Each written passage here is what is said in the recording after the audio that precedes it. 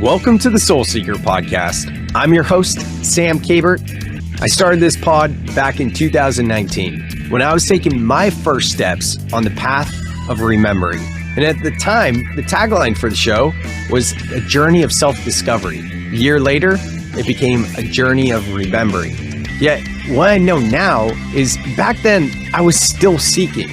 And what I've come to know now is that it's the journey of seeking that brings us the silent, slow stillness of acceptance. And therein lies our own innate wisdom. It's my mission now to eradicate the glorification of hustle culture, as it was my drive in entrepreneurship that led to a greater whole, and that's because I was outsourcing my sovereignty rather than looking within.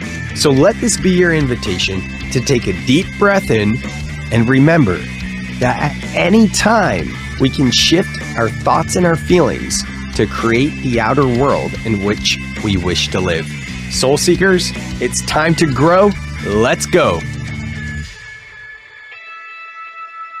What is up, and welcome back to another episode of the Soul Seeker podcast. I am your host, Sam Kabert, as always, and I am so stoked to bring you guys this episode speaking all things nervous system regulation and breath work, really grounding into the body. My guest in this episode is Jill Miller, and for those of you that aren't familiar with Jill's work, she is amazing. She has been teaching nervous system regulation, anatomy, breathwork, yoga, all the things for 30 years, and she's known as the teacher's teacher.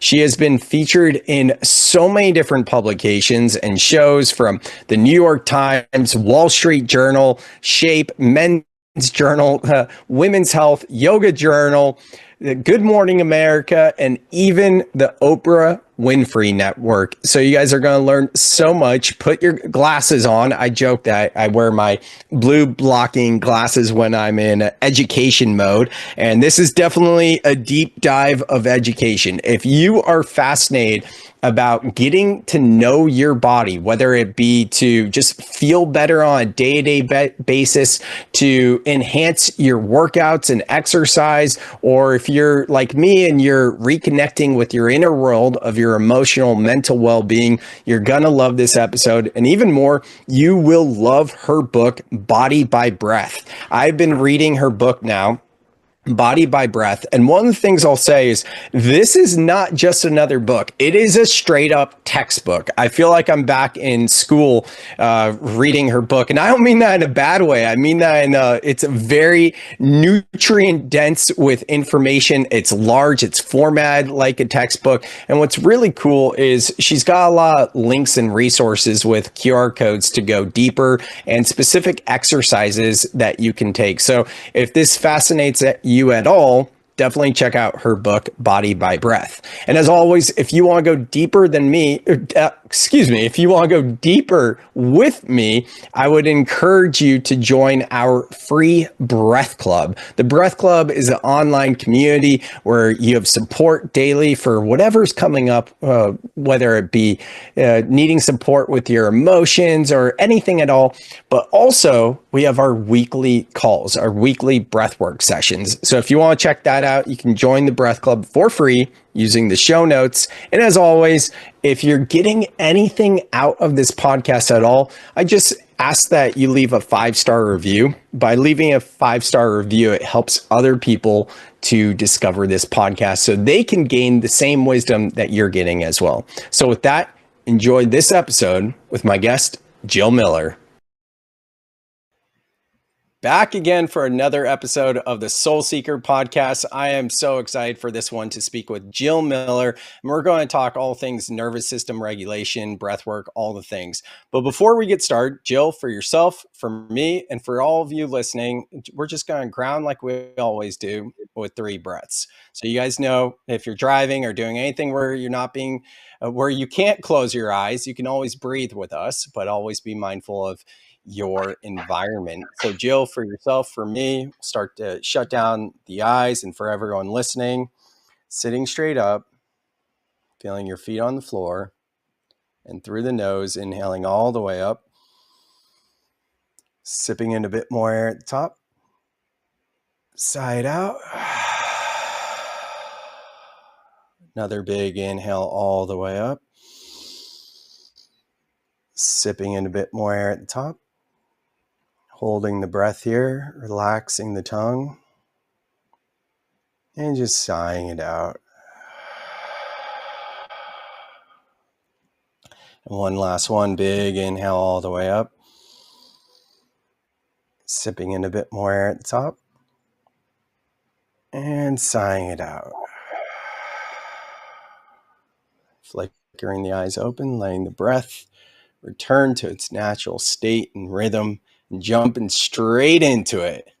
All right, Jill, so stoked to have you on the podcast. I think I first heard you on Gabby Reese's podcast, actually. Yeah.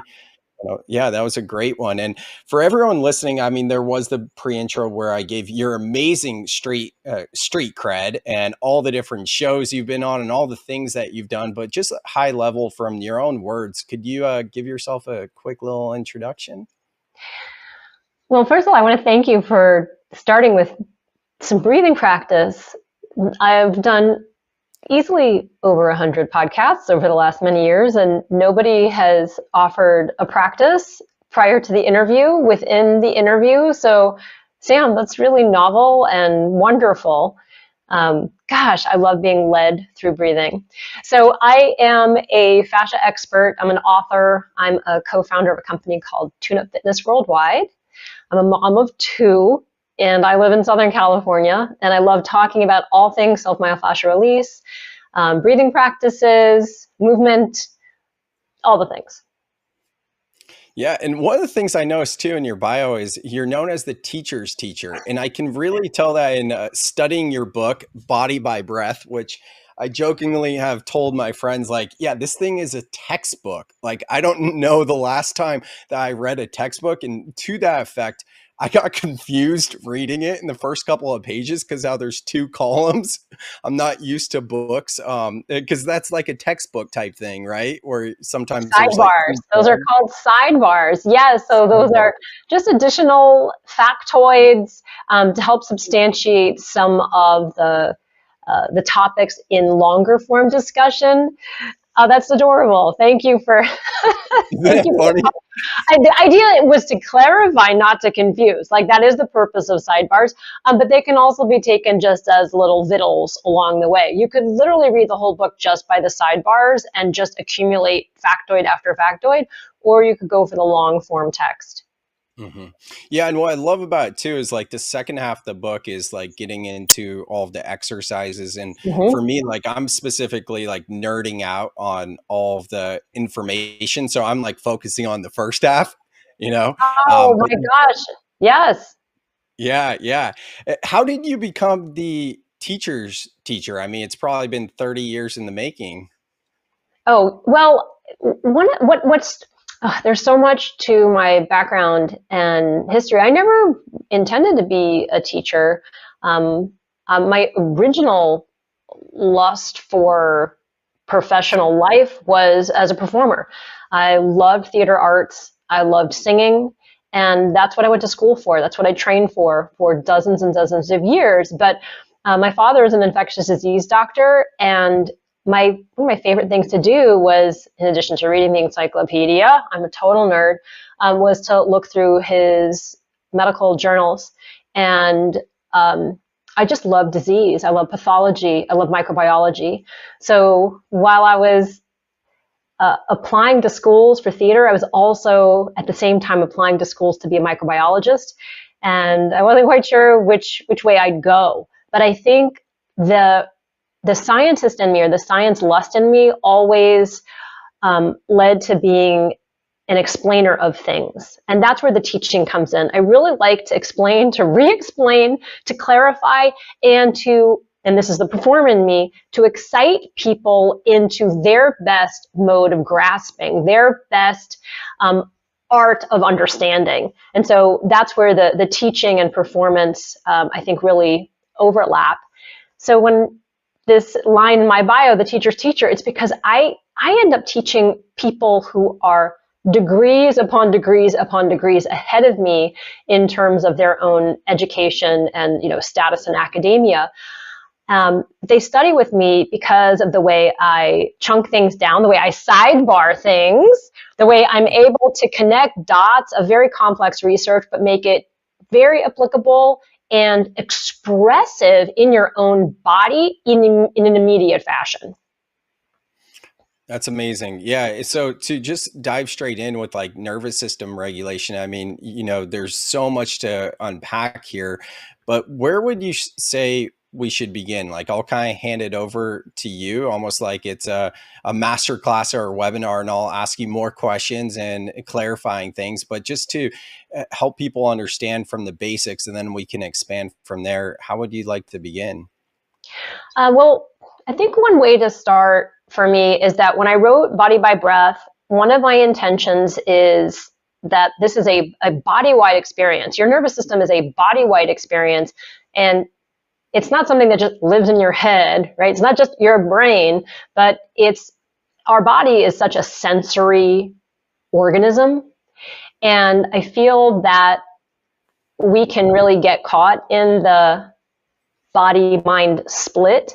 And unfortunately, I think that the mind part gets more accolades, there tends to be more of a mind bias in general, and that the body stuff is just left to the meatheads and, you fitness fanatics or whatever.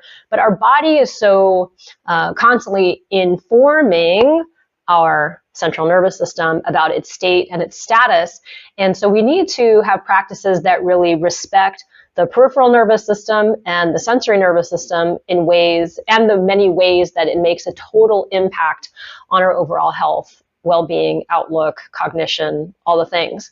And so what I have found in my own personal practice, but also the practices that I have created and share with people, is that we have this way of entering into this nervous system through touch, through palpation. And the palpation mode that I use is through balls, through soft, pliable rubber balls. So in scientific literature, this is mostly called self-myofascial release or self-massage. And we can get into what term works and what term doesn't work, but it really is creating a touch-rich environment in your body to learn oneself. Yeah, absolutely. And maybe a good place to start would just be defining the fascia then. Yes, that's a whole podcast. That's a lot. So your fascia is your ubiquitous connecting tissue. It is a connective tissue that connects you from cell to skin, foot to face, and everything in between. It suspends and interpenetrates your muscles and connects them together, connects them also with the tendons and ligaments. Your fascial tissues are also a suspensory system for your organs. Your fascial tissues are also quite superficial. We have fascial tissues that connect right up into the surface of our skin, as I mentioned. The fascial tissue is also extremely nerve-rich. In fact, some of the latest science has calculated the number of sensory nerve endings in your fascia at 250 million, wow, which is astonishing because your skin has 200 million, your eyes have about 150 million sensory nerve endings. But when you think about your fascial tissues as this forest of incalculable inputs to your central nervous system, it really makes you pay attention to maybe its condition, its health, and how we're treating it. Mm-hmm. And I think I heard you describe at one point, it's like the seams for your body. Is that right? Yeah. So I have a long-winded fascia. What is fascia? I have much more short-winded. What is fascia? So if we were riding in an elevator together, just one floor, and you said, "What is fascia?" I'll say, "It's your seam system. It's the stitching fabric that connects you all together." And when we have unfortunate too much tension in some of our fascia, it will pull things in towards that knot or towards that agglomeration of too much densification of fascia. It's really a complex topic. It's hard to just make it super simple, but that's what I have spent my life trying to do. So here I am, championing myself as an explainer and stumbling in trying to keep it really simple for you, Sam. Because I also want to know, like, I'd like to know what you'd like me to share about fascia, because fascia, it's context dependent also, because your fascial tissues are very important to the musculoskeletal system, but it's also very important to your immune system. It's also very important to your vascular system. There are so many different tissues that traffic through your fascia. So it's like, well, where do you want to begin with what is fascia? Yeah, I think for me personally, like I hear the term fascia tossed around a lot. And then with other people, just like friends that maybe not be in like my field of interest, they might not have even heard of fascia before. So I kind of like to start with the beginning, like, okay, what exactly is fascia for someone who's never heard about fascia before? And then how does that play a role in terms of like nervous system regulation and working with our breath?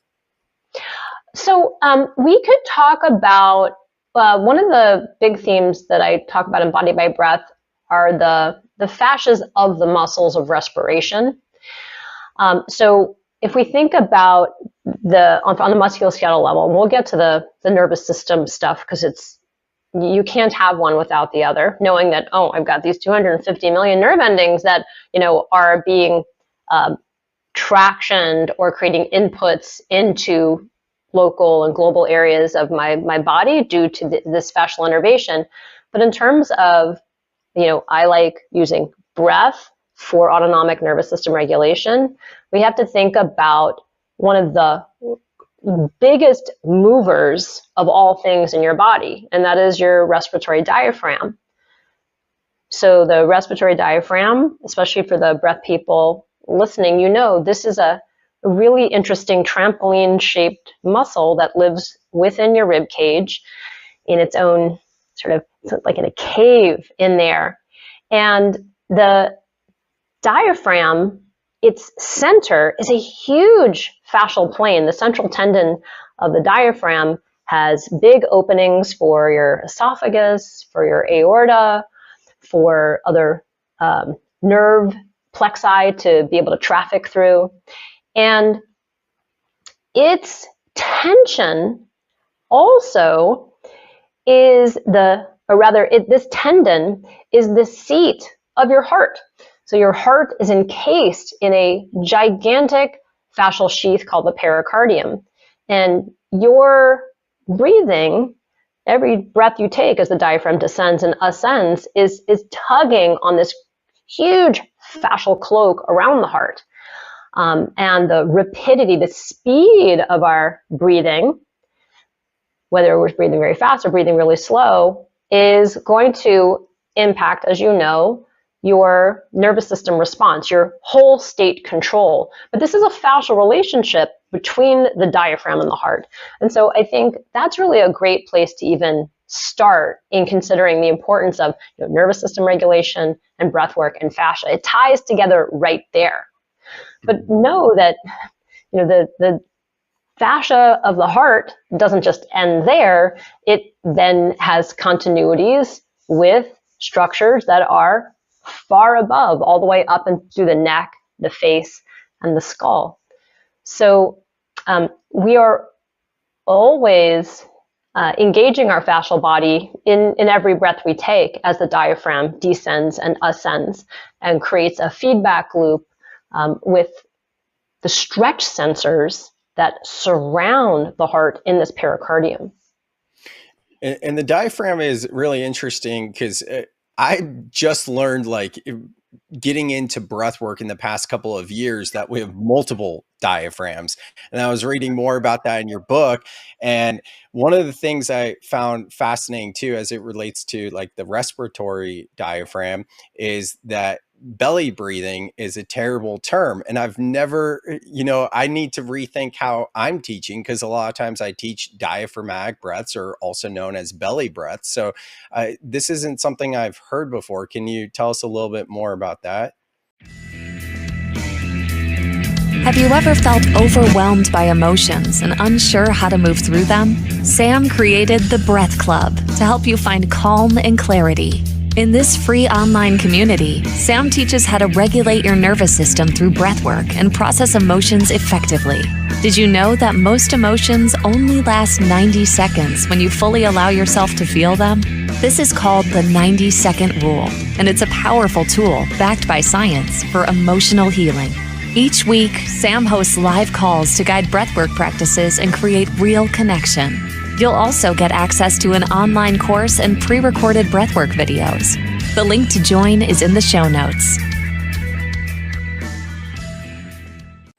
Okay, so let me lay out a simple model. It's not illegal to teach belly breaths. It's also not illegal to teach diaphragmatic breaths. All breaths are diaphragmatic, by the way. When we use the word belly, most people orient anteriorly. They orient to the front of their body. They orient to their stomach or their navel, right?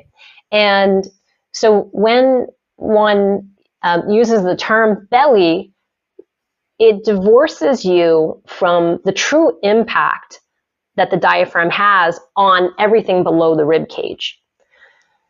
In the book, I talk about 3 different zones of respiration, and I really like dividing these zones up because I think it makes a lot of sense in terms of the mechanics of breathing, but also the way your nervous system interacts with these different zones when they become dominant zones of respiration. So for example, the diaphragm, as I mentioned, lives in the rib cage, but when you take a calming breath, a relaxing breath, what we have is a response in the area below the rib cage. And I call this area zone 1. So in a zone 1 breath, what you're going to feel is, yes, your belly, your abdomen will stretch forward as the diaphragm goes down. But you know what else is stretching? Your waist, your low back, and your pelvic floor. So everything below the rib cage will be distended as the pressure of the diaphragm plunges downward. And then during your exhale, that pressure is relieved when the diaphragm relaxes itself. As the diaphragm contracts and shortens, it goes downward. You can feel this right now if your hands are on your waist. And then when you allow your body to exhale, you don't have to force the exhale. You can just allow a passive recoil exhale, a passive exhale to occur. And those same structures will sink in. In a zone 1 breath, we are in our most calm state breathing. That's the sleep breath, that's baby's breath, that's just total relaxation breath. But there are other zones where we experience breathing. The second zone of breathing, I call zone 2, is rib cage breathing. So the rib cage, you have 24 ribs altogether, 12 on one side, 12 on the other. And all of these ribs have a certain range of motion that they can entertain. And when you take a rib cage breath or a zone 2 breath, and you can do it right now just by bringing your hands onto the sides of your ribs, you want to try to disallow the diaphragm from descending down onto the organs and creating that gut swell. You want to now instead create a puff action within the rib cage, within the thorax, and limit the movement down below. And so the ribs are moving because you have intercostal muscles that create this upward and downward movement, and the fibers of the diaphragm are also co-contracting to make this happen. Now, when we do rib cage breathing as our exclusive mode of breathing, we're in a more sympathetic, more upregulated state. When we're in our zone 1, we're much more calm, we're parasympathetic. But zone 2, we start to get more energized, more heightened, more alert. This is the zone we need for exercise. You're not going to lift 150 pounds off the floor just doing belly breathing. You have to stabilize your pelvis and your low back in order to lift that weight. And so we need to rely on getting good breaths into our trunk, into our rib cage for zone 2. So zone 2, if we use zone 2 all the time though, and don't detour, don't downregulate into zone 1, you're going to be stressed. You will eventually not have enough calm state recovery, and you'll just be in a heightened stress state. And you know that when you're kind of feeling short of breath, and this happens automatically in the context of sport. But sometimes our zone 2 as a dominant stage can throw us into a more what I call zone 3 breathing. And zone 3 breathing is the type of breathing we need in case of emergency. You use it with your, this is a cooperation between mouth, neck, and shoulders. And so this happens, the zone 3 breathing happens in cases of fright or shock or delight, high delight, right? Orgasm. So these zone 3s are very short-lived type of breaths, and it's almost always a mouth draw, which means we're getting very shallow. We're getting into the high part of the lungs. We're not getting at depth. And when zone 3 breaths are overused, and you can see this in people with chronic asthma, you'll have a ton of rigidity in the neck, the shoulders, jaw, ear aches, jaw aches, neck pain, cervical problems, even hand and elbow problems, just from the fascial path of that tension all the way down to its conclusion in the fingers. So zone 3 is in case of emergency type of breathing, and this is high stress. So ultimately, we want to be able to breathe at will into any zone of respiration, and add to that, we also want to be able to know which zone is our dominant place that we're living from. This is where the treatment comes in. This is where the rolling comes in, because if you tend to live in a more highly anxious state, or for whatever pathological reason are more dependent on zone 3 type of breaths, you need to do things to soften those tissues so that they are not in that locked up state day in and day out, because that tension actually propagates even more tension. Amazing. So would it be an oversimplification to say zone 1, which is the belly breaths, would be like entering into... No, it's not a belly breath. Okay. Well, I want to help you with that. I think you can up-level your cue into something more dimensional. So I really do. Yeah. Yeah. So when we think about belly breathing, again, it brings us more to the front of the body, and back pain. I mean, just to like let's go to the biggest pain complaint on the planet is low back pain. And so I'd really want people to recognize that this zone 1 type of breath, this below the rib cage breath, is multidimensional. It's not just occurring outward because the belly is stretching, is distending when the diaphragm drops down. So what's your cue for that then? My cue for that? Well, by this point, I would have taught people how to locate this zone 1 area. Okay. But let's breathe in a way that moves the things below your rib cage. Stretch your breath all the way to the basement of your pelvis.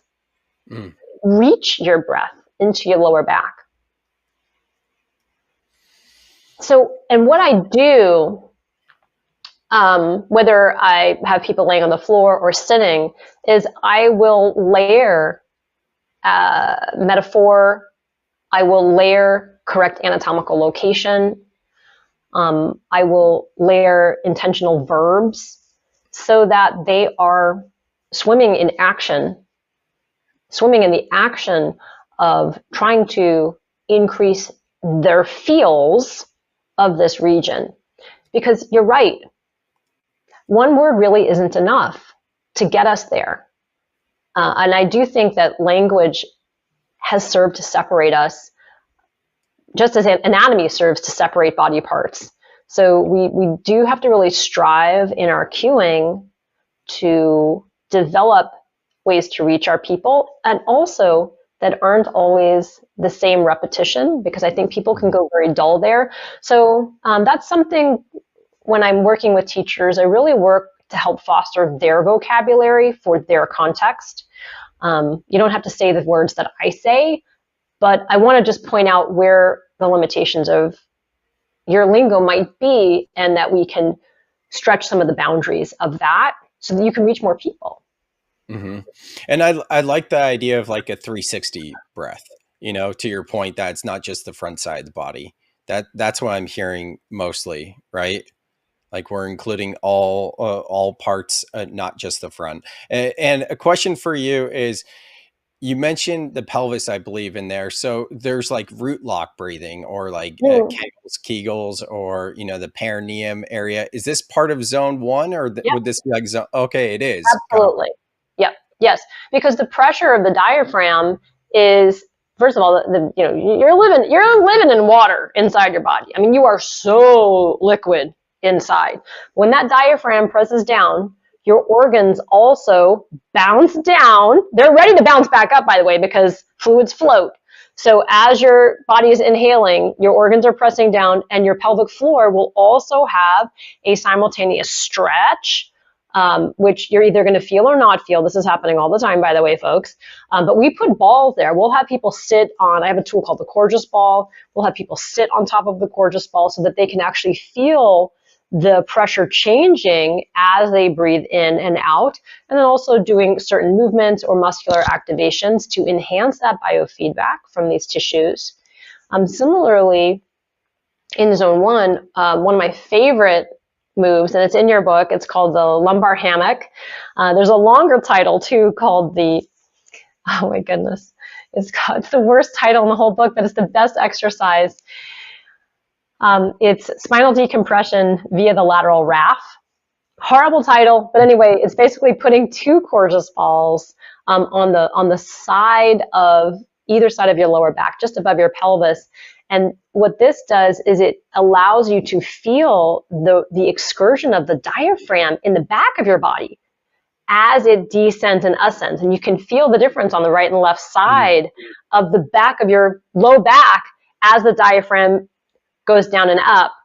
It's an unbelievable experience, which once people do that move, they lock in. Talk about a lock. They lock in to the experience of this 360-degree dimensionality that breathing occurs in the body. And it's the fascial tissues that are permitting this elasticity to be there all the time for you. But we don't really get to, very hard to feel it, especially if people have a proprioceptive deficit. That is, if people have a difficult time picking up on sensory feedback from their body. And so the balls are really, really handy for facilitating both loud sensation coming from the body, as an ow, that hurts, I have a lot of tension here, or very subtle interoceptive information, right? Interoception is something I talk a lot about in the book. This is our ability to pick up on our body's physiology. What is our physiology telling us? Some people have a very difficult time sensing the subtle flows or the subtle experience of that within their body. And so the therapy balls, as well as the cueing, can really help with that. Yeah, proprioception, like knowing where your body is in space. And then what's the other one? Because that's a new, when sometimes when I'm reading, it's hard to pronounce words. And I've heard you say as well, it's interoception. Is that it?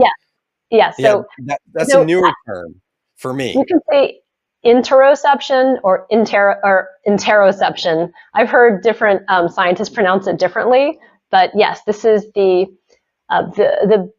are the, I call it physiological listening. To me, that's like the easiest descriptor, physiological listening. So, for example, interoception is the perception of airflow, the movement of blood, the movement of fluids in your body, the feeling of movement in your digestive organs. Hunger is an interoceptive experience. Lust, sexual lust. These are fascinating, very subtle experiences. Even the feeling of one's emotion is also considered an interoceptive value. And interoception, typically come from very small nerve endings, also many free nerve endings, and they travel up a different pathway in the spinal cord than some of the gross motor skills that we feel in a proprioceptive feedback. So we can get proprioceptive feedback about position is one pathway, and then subtle sensing is another pathway. Yeah, I love this concept so much because like moving up from zone 1 to zone 2, zone 2 to me seems like circular connected breathing, the idea of like feeling your energies within and feeling the different beliefs, thought forms, limiting beliefs, where you're carrying tension in your body when we connect with circular connected breathing. And that's exactly what interoception is about, right? Am I understanding it right? So I think I'm not quite clear. So are you talking about the zone 2 of the zone of respiration? Well, that was another question I want to ask. Like if I'm leading circular connected breathing, let's just call it Wim Hof, is that primarily zone 2, would you say then? In terms of the anatomy of respiration? Yeah, in your model. Yeah. I see. Yes. Yes. You would be relying on zone 2 breathing. I'm picturing people doing doing the circular connected breathing. In that, do you allow the area below the rib cage to balloon, or do you keep that area rather packed and just focus on rib cage movements? No, you allow the lower rib cage to expand as well. Pretty much like the entire torso and back body. It's a little bit of both, huh? It seems like it's actually, because I'm also seeing you use your mouth, which I would draw a distinction. When we start to bring in mouth breathing, we start to rely on muscles of zone 3. So this to me looks like you're crossing all 3 zones with this very dynamic breath. Right. And so, yeah. Go ahead. Yeah, no, it's just fascinating. There's so much to learn about breath work, and I'm just like becoming a breath work nerd, learning about all of the science because I got like a lot of the movements down of like what I do and different things, but the science is just it's so intricate in different things. And one of the questions I get a lot from people is like with diaphragmatic breathing, where we're expanding. Whereas like root lock breathing or the type of breathing Dr. Joe Dispenza would teach where you're bringing your core in, it's almost like the opposite of diaphragmatic, because diaphragmatic we want to expand versus like a root lock. We bring everything in, tighten the core and inhale all the way up. If you're looking for a powerful and transformative experience for your next event, consider bringing in Sam Kabert as a keynote speaker. Sam's message of soul life balance and his expertise in mental health and mindfulness resonate deeply with audiences. He not only inspires with his story, but also offers practical tools like breathwork to help attendees regulate their emotions and reconnect with themselves. You can even have Sam lead a guided breathwork journey, creating a truly unforgettable experience. To learn more or book Sam for your event, check out the link in the show notes to book a call with Sam now. So that would be, so if you're restricting pelvis and abdomen, tightening up, so to speak, that would be a strict zone 2 breath. Right? So it's like a affirming breath, like a type of toning. And then when you let go, you're like, oh, right? I can imagine after doing that type of breath for a long time, it's very stressful, right? It's stress inducing. And so when you finally let it go, your body's just like, oh, thank you. I don't have to restrict the movement of my diaphragm anymore.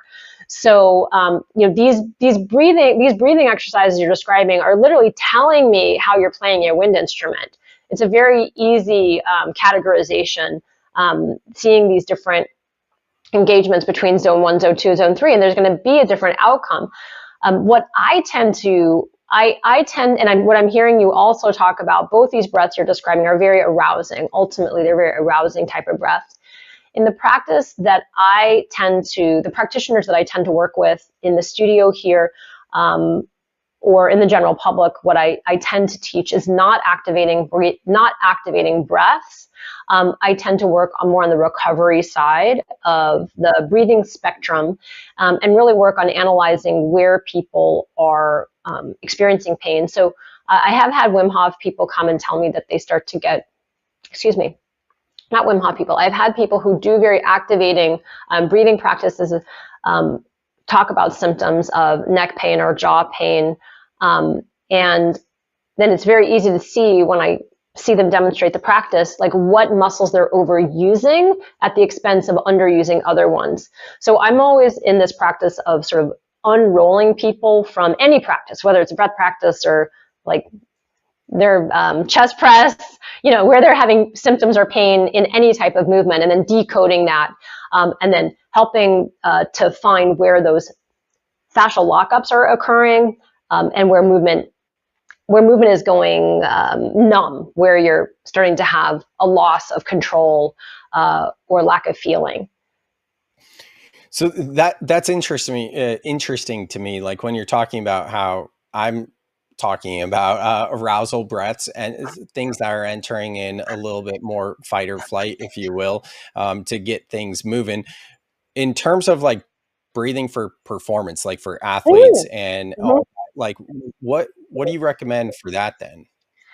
Wow. I love this question. And I think we set ourselves up really well for it, because in this description of arousing breaths, or practices or physical practices or training practices, they tend to leave people in a hypervigilant or very aroused state. So it's very important, it's like a huge theme of Body by Breath, to also be able to build your endurance, not just in activated states, but to be able to build your endurance in parasympathetic states. Being able to build your own tolerance capacity for being in an extended period that isn't just about sleep. So sleep is really where I think most people get their recovery, and they should, because sleep is so important.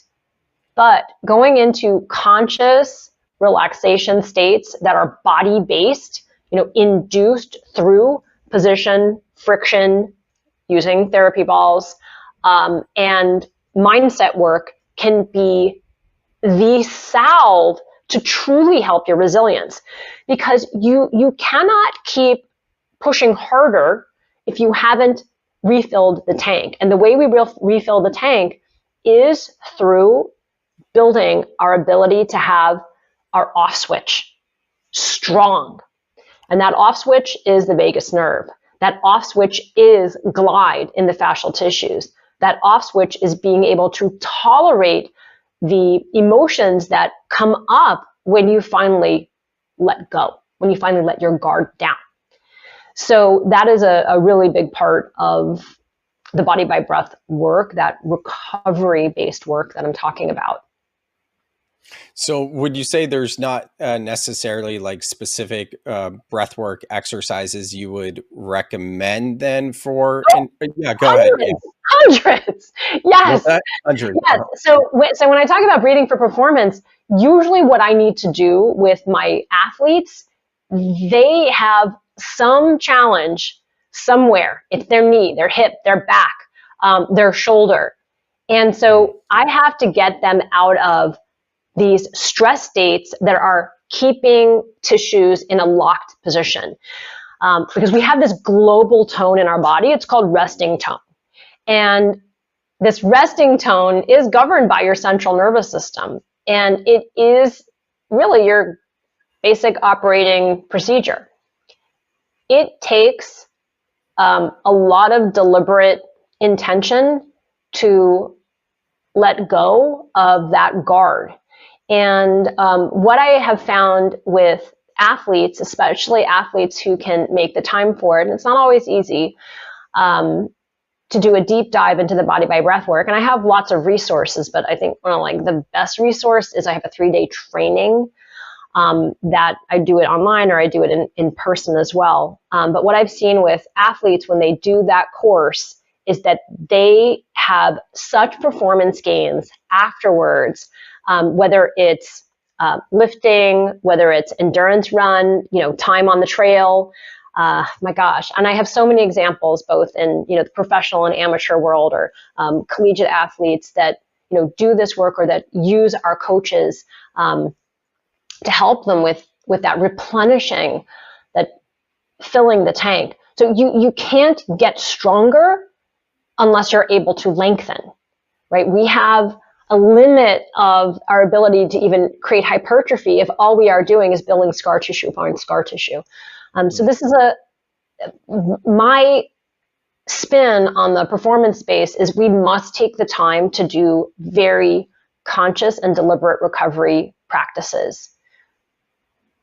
The reason why I ask is I had a friend who's not really into everything we're talking about here, but he's been running for a long time and he's getting older, right?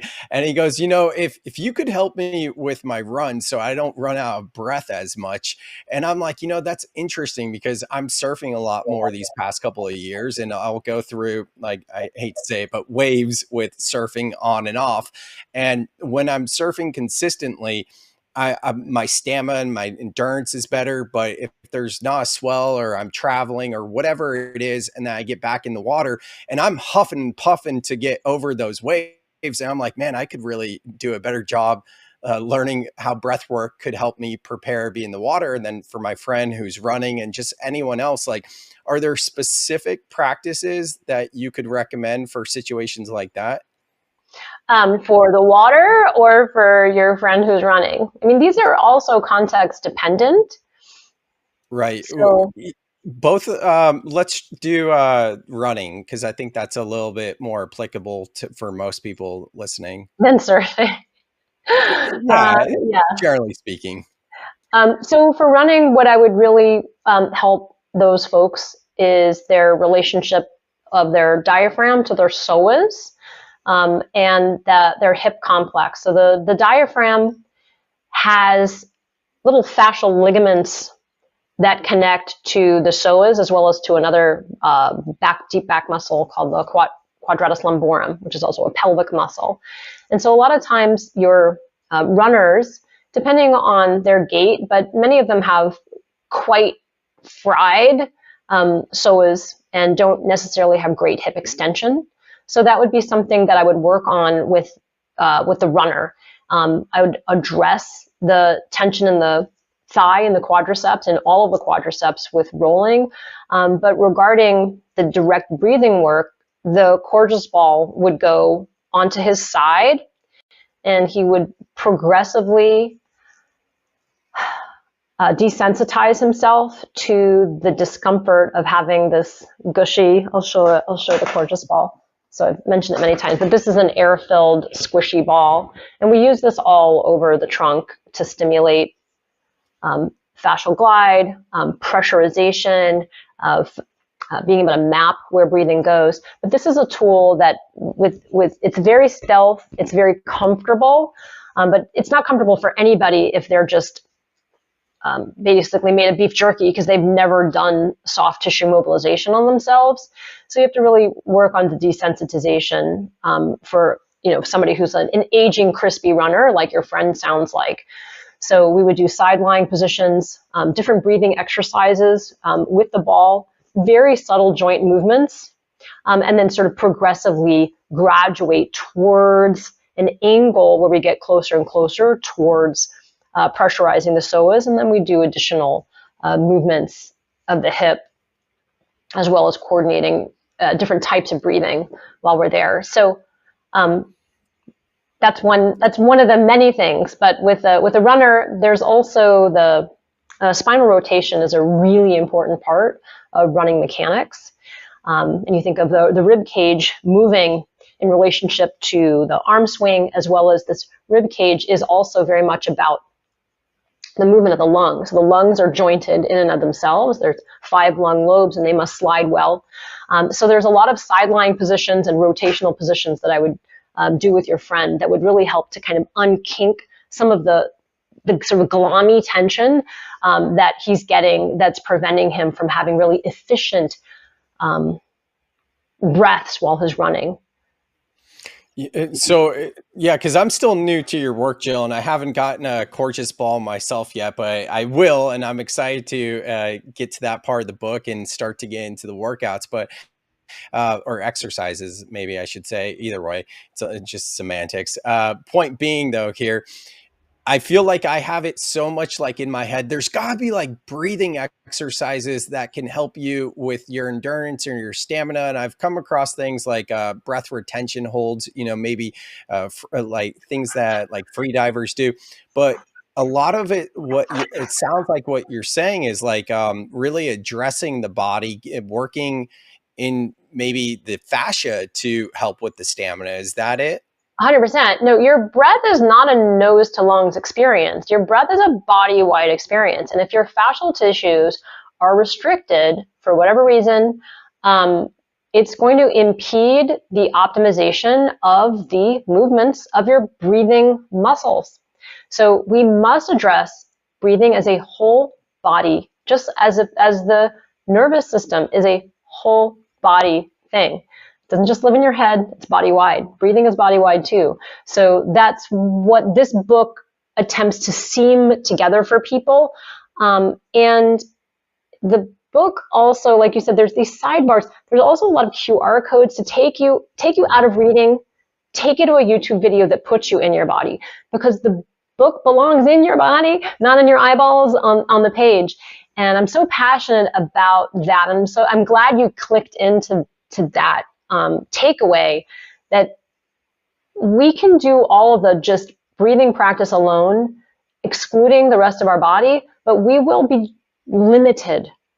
We have to make sure that our fascial tissues and the muscles that they encase and the organs that they encase can have their appropriate amount of movement that is by our biological design. Otherwise, we start to build limits upon limits upon limits, and we just get shorter and shorter in our breath. Absolutely. Well, I want to be mindful of your time, Jill. Thank you so much for coming on the pod. We covered a lot of ground in a little amount of time. So for everyone listening, thank you guys for being with us here. I would highly recommend checking out Jill's book, Body by Breath. You can find the link to it in the show notes. You can connect with Jill, find her Instagram or YouTube channel and all the things right there. Any final words from you, Jill? Yeah, I think that's a great place to connect with me is through Instagram. I have an online classroom as well where I teach people all over the world. There's new classes every week. I think this week's class, I know you and I are talking now, which is probably not when is published, but I have an entire class just on the gluteus medius, which is a lateral hip muscle. So I have a class just on the thumb. And then of course I've got so many classes covering breathing mechanics. But these are areas that really alter people's happiness in life. If some body part hurts, there are things that can be done. And these are things that you can do at home in the comfort of your own home without paying, doctor after doctor after doctor to analyze you. Maybe it's that your fascia is very restricted, but you can do something about it. A class just on your thumb. That's intriguing. Right there is enough for me to be like, yeah, I'm sure at some point sooner than later, I'll be joining you on these online classes. I would never thought I'd hear about a class just on your thumb and how that. Sam, I'll tell you, it's called Can You Handle a Thumb Class? That's great. I love it, but I get it. Sweet. Well, Jill, thank you so much. Everyone listening, make sure you connect with Jill. You can find all the links in the show notes, and we'll see you next time. Thank you, Sam. Thank you so much for listening to the very end. I hope you enjoyed this episode just as much as I did. And if you'd like to go deeper, please consider joining our free Breath Club community. That's the place where you're going to have an online community, online support for whatever's coming up in your life on a day-to-day basis if you need some support, and weekly connection calls with breathwork sessions. So you can find the link in the show notes to join the Breath Club. And for anything referenced in this podcast, you can go to the show notes to connect with Jill, check out her book, and all the things. With that, I will see you guys on the next episode of the Soul Seeker.